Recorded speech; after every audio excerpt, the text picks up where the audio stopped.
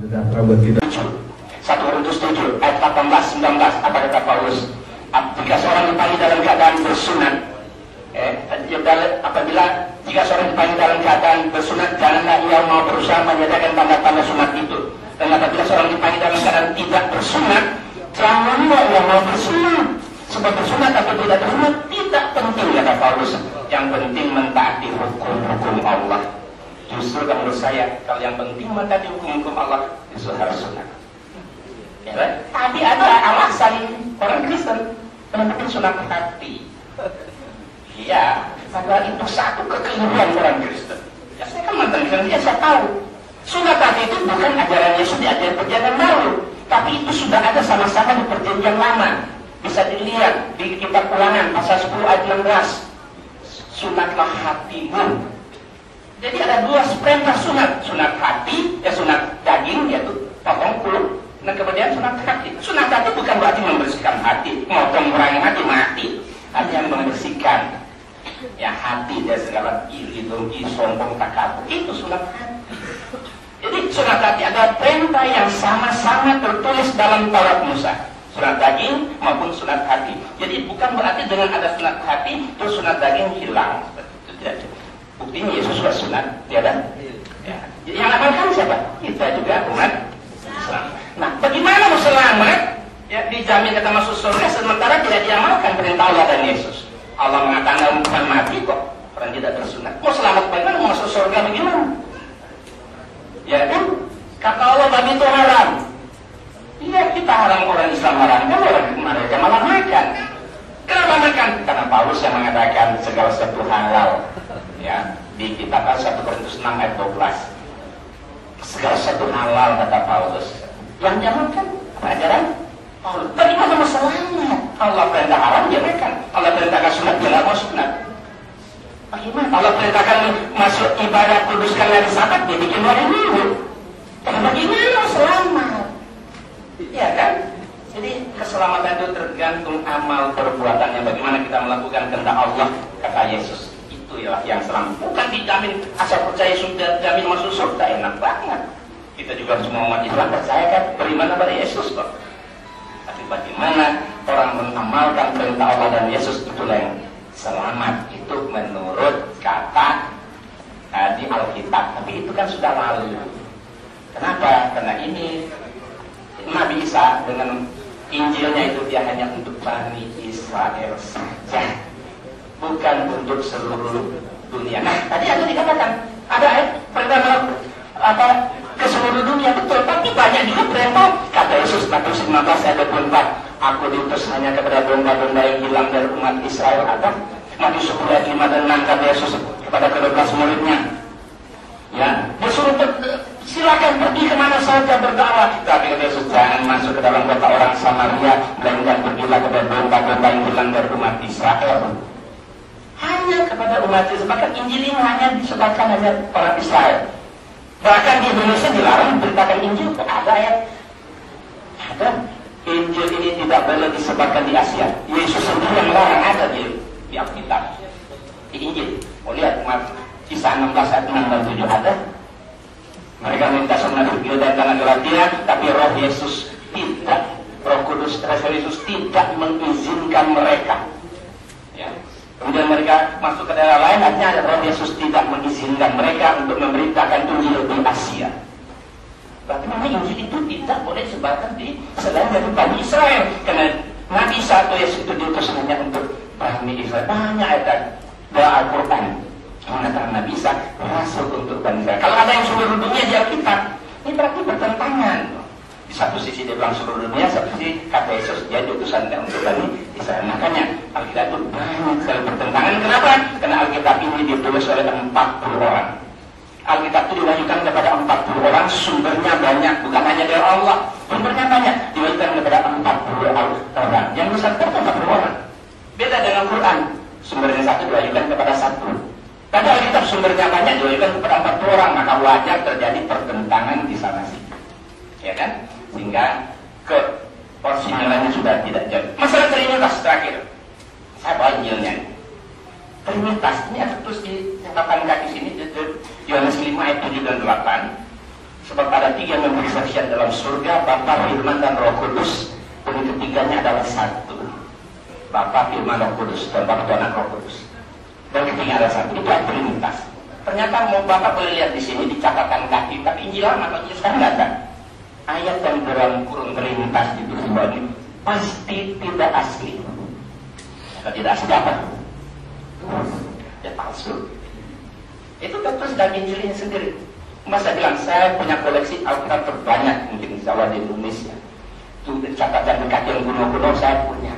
Ternyata ditulis ayat Trinitas itu tidak asli kok. Tidak asli berarti palsu. Ya kan? Ya, demikian. Bisa Pak, saya minta waktu untuk mengontrol Bapak itu. Karena saya pikir dari tadi saya cooling down, ternyata sekarang saya bisa tidak menanjak sedikit. Sebentar Pak. Bapak akan memberi waktu. Tidak 1 menit, tapi 5 menit. Bapak dan Ibu hadirin yang berbahagia, sebenarnya saya melihat begitu geranya antusiasme pada Bapak Ibu sekalian, karena memang ini masalah yang sama-sama kita butuhkan. Tapi mengingat waktu ini tentu belum saat. Bapak berdua akan kita beri waktu nanti mau menyampaikan kata akhirnya masing-masing. Kemudian dia akan masuk kepada acara penutupan acara ini oleh panitia. Bapak, kami percaya bahwa Bapak Ibu memang sekali lagi tidak puas dan memang sulit untuk memberikan kepuasan bagi semua orang itu. Tapi yang pasti, saya dan kita semua sekarang ini sudah mendapat sebuah katakanlah pencerahan ya dari pandangan kedua beliau ini, sehingga karena ada pencerahan ini barangkali kita akan kembangkan ke depan, sehingga kemudian kita beragama tidak sekedar ya saya beragama gitu, tapi kita beragama karena kita mengerti paham betul dengan agama kita. Bapak Ibu sekalian, oleh itu sebelum waktu kami serahkan Bapak berdua ini, sekali lagi kami berharap kiranya pada kesempatan berikut setelah ini akan ada lagi dialog semacam ini, agar kiranya pencerahan-pencerahan yang dilakukan itu sekali lagi akan merupakan kebersamaan kita dalam sama-sama mencari sebuah kebenaran, yang mana kebenaran itu akan dapat menyelamatkan kita dunia dan akhirat. Oleh karena itu saya minta maaf, kami berdua minta maaf, waktu Bapak Ibu kami potong hanya sampai di situ, dan kami akan memberikan waktu kepada Bapak berdua. Pertama kepada Bapak ini Pak Rudi, kita berikan waktu 5 menit untuk menyampaikan kata-katanya. Silakan. Terima kasih Pak untuk memberi sedikit tanggapan terakhir saja. Saya kira kita sudah tutup Pak. Maaf, silakan Pak Rudi. Oke, terima kasih. Karena ini sudah kata penutup, saya tidak memanjangkan lagi. Intinya bahwa Quran dan Bible itu mengimani Taurat dan Injil. Taurat dan Injil, kalau menurut Quran, orang Muslim itu sudah tidak ditemukan lagi yang asli. Tetapi ketika untuk membuktikan apa isi Quran, mereka sering mengambil yang ada di dalam Injil, Bible sekarang. Contoh konkret adalah dalam banyak hal tentang sunat itu kan diberikan kepada Ibrahim atau Abraham sebagai perjanjian, itu firman Allah. Karena dia firman, maka letaknya harus pada posisi kitab firman. Nah, yang lain mengenai Isa, dua agama ini mengakui bahwa Isa itu adalah kadang mengaku Yesus, kadang tidak. Lucu, ya. Kalau menurut yang ada di dalam Quran, di surah 43 ayat 61, ciri-ciri Allah itu kan tahu hari kiamat kan. Di situ dibuat, dan sesungguhnya Isa benar-benar memberikan pengetahuan tentang hari kiamat. Isa tahu hari kiamat. Syarat-syarat lain, Isa menghidupkan orang yang sudah mati, karena hak orang menghidupkan orang mati adalah hak Allah. Itu ada di surah 3 Al-Imran ayat 49. Dan menciptakan makhluk hidup, menciptakan burung, itu Isa juga sudah. Dan yang paling berat itu adalah bahwa Isa sudah diangkat sama Allah, ditulis di surah surah 17 ayat 42, katakanlah jikalau ada Tuhan-Tuhan di sampingnya, sebagaimana yang mereka katakan di saya Tuhan-Tuhan itu mencari jalan kepada Tuhan yang punya arsy. Isa sudah ditarik, diangkat sama Allah, artinya Isa itu ditempatkan dekat Allah. Yang bisa duduk dekat Allah adalah di bawah Allah itu malaikat, ada yang jaga malaikat Michael, Jibril itu mengangkat arsy. Nah yang duduk di samping di arsy itu dibuat sini adalah misalnya Tuhan mencari kepada Tuhan yang mempunyai arsy, jika itu betul Tuhan. Nah, yang berikutnya lagi, kalau saya ingin berbicara mengenai Trinitas di dalam kekristenan, itu sudah jelas ada Allah, ada firman Allah, ada Roh Kudus. Tinggal bagaimana kita menerjemahkannya. Silakan Bapak baca dari Quran juga bahwa Allah itu ada, firman Allah itu juga ada, Roh Allah itu juga ada, Roh Kudus. Pertanyaannya, apakah ketiganya terpisah? Nanti akan kita temukan yang namanya ibarat makan buah simalakama. Contohnya, apabila kita bilang terpisah, semua mengandung nama Allah. Apakah itu Allah ada tiga? Kalau kita bilang menyatu, berarti Isa betul bahwa ada Tritunggal. Sekarang nanti kita pikirkan bersama, ini kadarnya kan kadar tingkat dalamnya lumayan, kita bilang berada ke atas, cuma karena waktu dan sebagainya macamnya, banyak hal yang bisa kita gali dari yang tadi diskusi ini. Betul kata Pak Pendeta tadi, kalau bisa dibuat satu topik itulah yang kita bahas. Kalau ini kan memang kemarin itu hanya menjauh, udah ini kejar mengejar lah, karena 10 pertanyaan saya jawab dalam waktu 15 menit, itu sesuatu yang mustahil kata orang kan. Nah, dan sebagai penutup, saya hanya mau mengatakan bahwa sebentar, saya mau membaca di Al-Quran itu surah Al-Baqarah sampai betina ayat 62. Sesungguhnya orang-orang mukmin, orang-orang Yahudi, orang-orang Nasrani, dan orang-orang Sahiin, siapa saja di antara mereka yang benar-benar beriman kepada Allah, hari kemudian dan beramal soleh, maka mereka akan menerima pahala dari Tuhan mereka. Saya tidak mengerti bagaimana cara menerjemahkan, silakan. Saya tidak menghakimi bagaimana. Tuhan mereka artinya dalam bahasa Indonesia jelas, tapi saya tidak usah mengartikan hal tersebut. Dan belum ini Pak. Oke. Dan sebenarnya kalau saya mengatakan juga mengapa Eli lama sabatani itu kan sebagai itu Bapak tadi itu sebentar mengenai sunat di sini bilang artinya jikalau ada satu Allah yang akan membenarkan baik orang-orang bersunat karena iman maupun orang-orang yang tidak bersunat juga karena iman. Maksudnya adalah kita sunat tapi tidak punya iman, membunuh, mencuri akan masuk surga. Tapi ada orang yang tidak bersunat tapi dia melakukan amal soleh. Silakan Anda memilih mana yang Anda pilih akan masuk surga. Apakah yang bersunat membunuh atau yang tidak bersunat tapi melakukan amal soleh. Silakan memilih aja. Saya tidak memberi kesimpulan. Dan soal ini satu lagi mengenai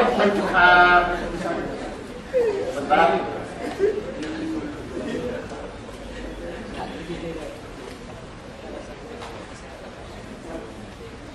ini jadi ada apa ya?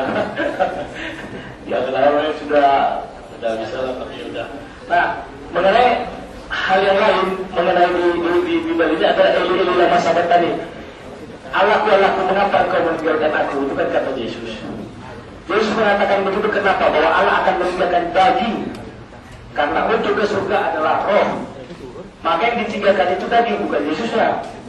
Dan Yesus mengatakan itu wajar. Kenapa? Dia berada di dunia dengan konteksnya dia manusia. Sama seperti saya tadi bilang, saya punya akun saya ini saya masukkan ke dalam Facebook. Wajar, apapun yang dituliskan. Misalnya orang bertanya, misalnya loh, ini hidup orang itu, si Rudi lagi makan apa enggak? Dia akan mengatakan, saya enggak tahu dia lagi makan apa enggak, kecuali saya perintahkan makan.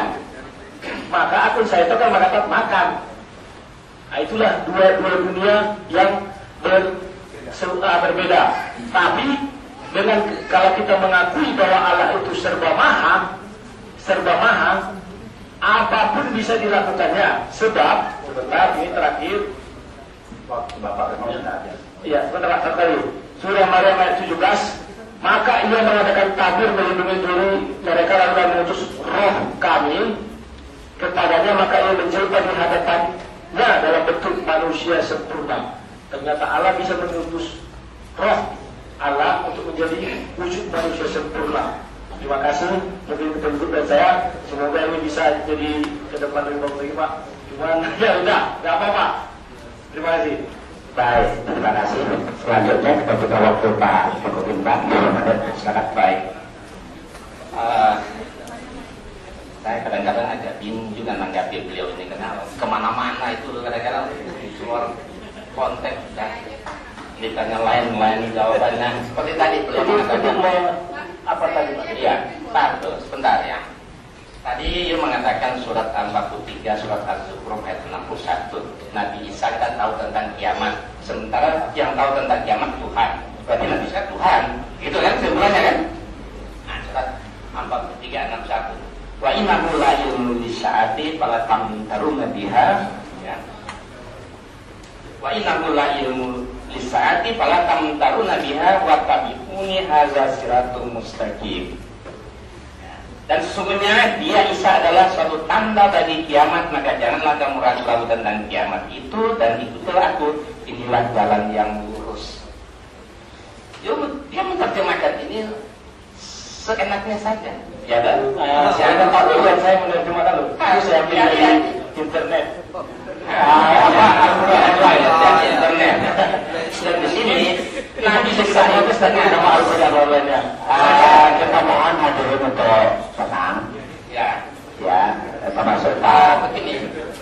Ini Nabi Isa itu menceritakan tentang tanda-tanda kiamat. Bukan berarti Nabi Isa tahu tentang kiamat. Di dalam ayat ini, ya, dan ikutilah aku. Aku ini bukan Isa. Ini orang Kristen menerjemahkan Isa, padahal Allah itu. Wattabi'uni hadza siratal mustaqim. Ikutilah aku, inilah jalan. Aku ini huruf besar A.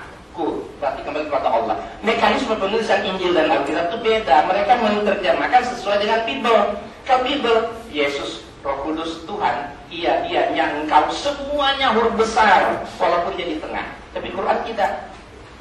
Kecuali Allah, nah baru pakai ya huruf besar, dia engkau-nya, semua huruf besar. Nah, ini di sini hanya ikutilah aku, kata Allah, A besar.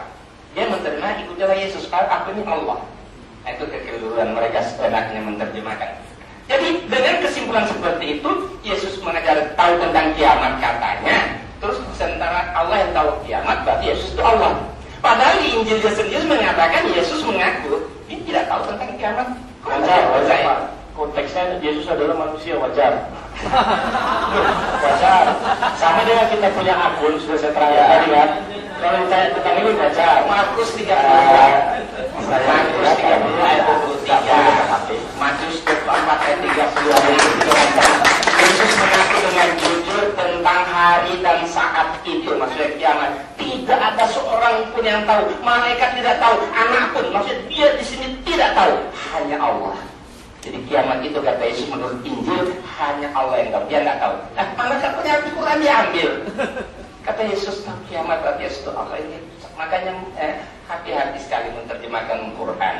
Jangan seperti Bible, dia cuma dengar baca internet itu langsung percaya. Dikaji dulu. Kalau mau tanya tentang Islam, tanya kepada orang Islam dong. Jangan tanya kepada pendeta atau orang-orang yang nggak paham.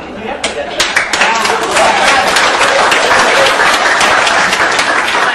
ada saya putus 10 alasan. Ini kan terakhir. 10 alasan pengikut Yesus harus masuk. Artinya orang Kristen, jadi betul-betul ingin menjadi pengikut Yesus yang setia, memang jalan satunya harus masuk Islam. Atau ada bukunya di depan. Atau ini ada bukunya 13 alasan mencintai Yesus harus masuk Islam. Nah, kita lihat agama Yahudi, dia hanya beriman kepada Nabi Musa dan kitab Taurat, tapi dia tidak mau beriman kepada Yesus dan Injil, apalagi kepada Nabi Muhammad dan Quran. Coba, agama Kristen dia beriman kepada Musa dan Yesus, berarti Taurat dan Injil, tapi mereka tidak tidak mau beriman kepada Nabi Muhammad dan Quran. Tapi Islam, coba kita lihat, beriman kepada Musa, Yesus, Muhammad. Berarti Taurat, Injil, dan Quran. Kalau kesimpulan, Islam agama yang sempurna. Kan kita mengimani semua. Kita lihat. Nah, kemudian kita lihat. Nah, orang Islam kalau murtad 99,9% pasti masuk Kristen. Ya kan? Nggak pernah tentang orang Islam itu murtad masuk Yahudi, Buddha, Hindu, Komunis, nggak ada, masuk Kristen. Orang Kristen juga begitu, hampir semua orang Kristen kalau murtad juga masuk Islam. Nah, maka di lapangan cuma dua agama ini saja yang selalu tarik menarik. Nah, apabila orang Kristen masuk Islam, dia mempunyai beberapa keuntungan. Pertama, dia akan menjadi pengikut Nabi Muhammad. Kedua, tidak meninggalkan Yesus, karena Yesus Nabi Isa, Nabi kita juga yang sangat kita muliakan dan kita iman.